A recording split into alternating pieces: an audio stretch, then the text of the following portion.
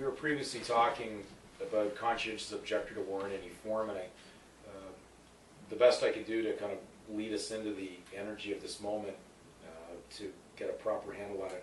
Let's read Matthew chapter 5. It's dealing with many blessings for certain descriptions of people, and part of it brings us into the idea of peace. So I'm gonna start at the beginning of it. So this is Matthew 5, 3 verse 3 to verse 12. It reads, "Blessed are the poor in spirit, for theirs is the kingdom of heaven. Blessed are they that mourn, for they shall be comforted. Blessed are the meek, for they shall inherit the earth. Blessed are they which do hunger and thirst after righteousness, for they shall be filled. Blessed are the merciful, for they shall obtain mercy. Blessed are the pure in heart, for they shall see God. Blessed are the peacemakers, for they shall be called the children of God."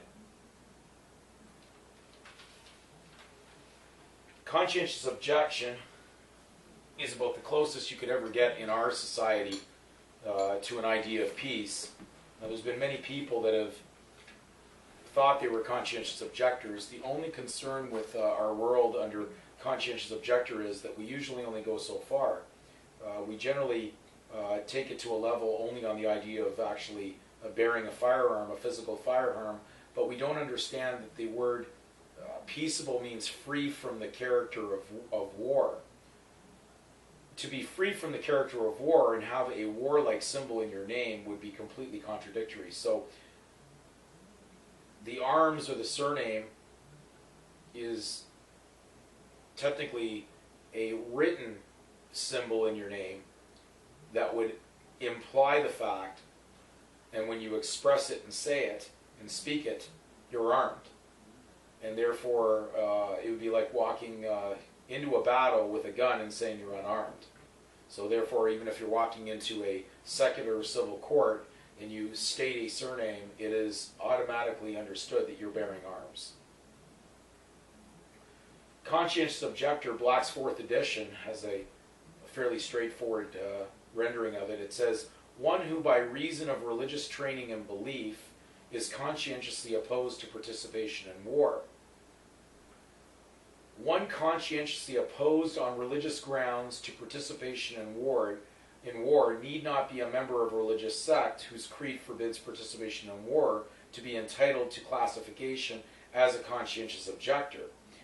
You can read that in two ways, because what it's really saying is, just because you may not be affiliated with a denomination, in other words, a spin-off of an idea of just not accepting the idea that you're a Christian, you have to come up with another name for it. So we'll come up with various religious denominations, so everybody's right, I'm going to be a Lutheran, I'm going to be an Anglican, I'm going to be a Catholic, we're all Christian, but I got to come up with another name off of it in order to kind of home in an idea that this one's better than the other one.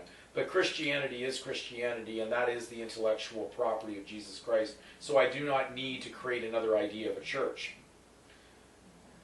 On the other hand, in protection in there, because they could see that it doesn't need to be someone from a particular religious creed or denomination, because that would imply you'd have to be a Mennonite, a Hutterite, or someone who's been known not to bear arms in war, or not to participate. So this leaves it open-ended that it would bring us back to the idea that you could still be a Christian and not part of a religious sect, because a sect is a branch off of something. So you do not have to be part of a sect in order to qualify, which brings you back to the general idea of one name being Christian. Therefore, if you are a professor of the teachings of Christ, you are a Christian. If you believe in his doctrines and what he taught, then you are a Christian. And if you follow it, that is the key thing. If you follow it, then certainly you'd be a pacifist. And a pacifist would bear arms under no particular demand. So it doesn't matter how you're put up against the wall, you would never, ever, ever take up arms. Unfortunately, we've taken up arms in our name, which has totally removed us from the idea of being a Christian pacifist. The final end of this definition says, it is sufficient if he has a conscientious scruple against war in any form. Now, understanding that when you participate in democratic society, you fill out forms. And that means you're engaged. And generally in democracy, we have an idea that we take private use of something public under the guise that it really is public, but we're going to do it for private gain because we're really not working for love, we're working for money.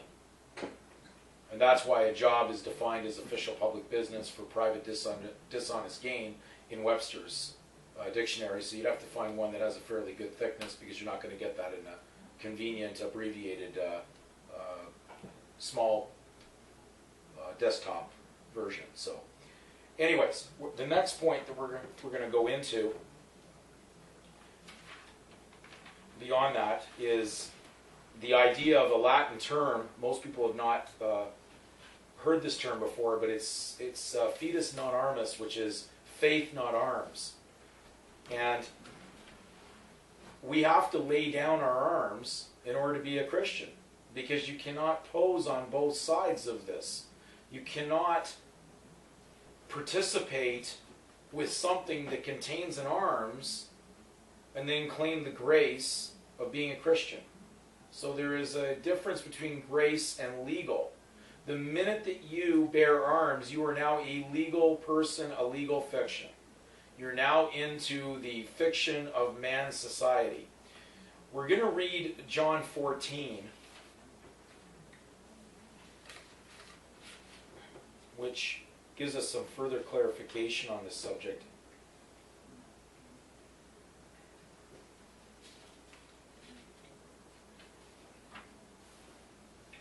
John 14 is telling us what Christ left us. What did he leave us as Christians upon his death?